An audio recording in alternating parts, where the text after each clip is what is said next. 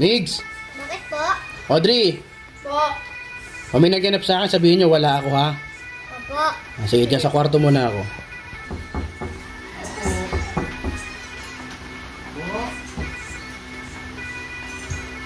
Magandang araw po. Andiyan po ba ang daddy niyo? Kasi nung isang linggo pa siya, hindi naguhulog sa akin. Saka hindi siya re-reply sa mga text tawag ko. Nagtatago daddy mo, andito naman sinela sa labas. What? Ha? Landa! Ano ba ito kausap ko? Napakahirap mga kausap. Di ka marunong magsalita. Hindi ka marunong salita.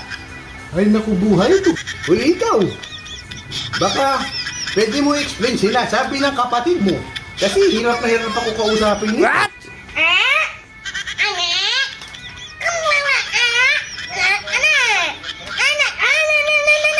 Ay naku, mukhang wala akong masisingil dito. Kahirap talaga mga Pilipino. Utang-utang, di marunong bayad. Ganda nga kayo.